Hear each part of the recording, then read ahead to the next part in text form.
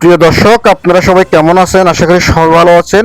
আপনাদেরকে নিয়ে আসলাম আমি সেই কক্সবাজারের ঐতিহাসিক হোটেল মোটেল জোনে অবস্থিত হোটেল শৈবল সুইমিং পুলে।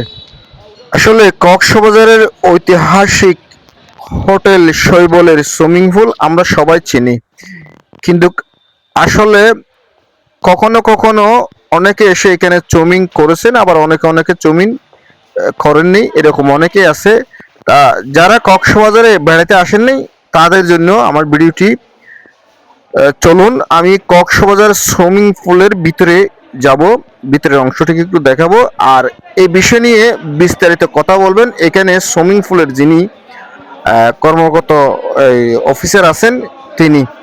তার সাথে আমি কথা বলার আগে একটু ভিতরের অংশটুকু আপনাকে দেখানোর চেষ্টা করব। এই দেখেন, এটি হচ্ছে সুইমিং পুলের ভিতরের মূল অংশে।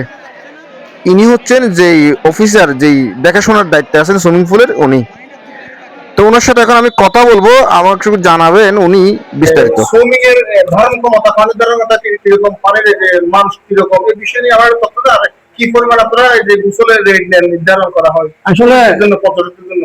ধারণ ক্ষমতা বলতে আমাদের লোক তো সময় তো 1 ঘন্টা, সময় 1 ঘন্টা আপনার নির্ধারিত। এই ধরনের কোনো যেন লোক যাইতেছে প্রতি টিকিট পার হাওয়ার হচ্ছে 1 ঘন্টায় 300 টাকা করে। 300 টাকা? জি জি জি জি, এটা কি সবার জন্য উন্মুক্ত? সবার জন্য উন্মুক্ত। আর আমাদের ছেলে মেয়ে সবাই একসঙ্গে সুইমিং করবে, একদিকে লেডিজ যাবে আর একদিকে জেন্টস যাবে। সুইমিং এর বয়স কতদিন পর্যন্ত? এটা ওই যে যখন স্থাপন করা হয়েছিল 1988 থেকে পুল চালু। 1988 থেকে 1988। সুইমিং পুলে অনেক জনপ্রিয়তা, অনেক বাংলাদেশের চলচ্চিত্র, অনেক শুটিং এর। তবে আমি তো প্রথম শুরুতে আছি, প্রথম এখানে এই সুইমিং পুলের প্রথম ফিল্মের নাম সেটাও বলে দিই আমি আপনাকে। অর্জুন, অঞ্জু প্লাস আলমগীর।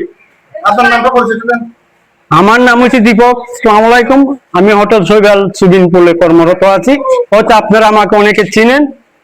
দয়া করে আসবেন হোটেল শৈবাল সুইমিং পুলে। একমাত্র দেশ বাংলাদেশ, নদী নালার দেশ বাংলাদেশ। নদী নালার ফাঁকে ফাঁকে নৌকা চলে ঝাঁকে ঝাঁকে, আবার নদী নালার পাশে পাশে স্কুল কলেজ আছে ঝাঁকে ঝাঁকে। মনে রাখবেন, সাঁতার যে নতুন কুড়ি প্রতিযোগিতার এখানে মনে করেন সুইমিং পুলে নতুন কুড়ির একটা কম্পিটিশন করা হয়েছিল। এদের জন্য উন্মুক্ত আমাদের জেলা প্রশাসক মহোদয় পক্ষ থেকে, আমাদের বাংলাদেশ মাননীয় প্রধানমন্ত্রীর পক্ষ থেকে এই জিনিসটা এরা জেলা প্রশাসক সাহেব এটা একটা কম্পিটিশন, সাঁতার কম্পিটিশনের এখান থেকে কক্সবাজার থেকে বাসা করবো নিয়ে চিটাং, আবার তাদেরকে নিয়ে আবার চিটাং নিয়ে যাবে। কক্সবাজারের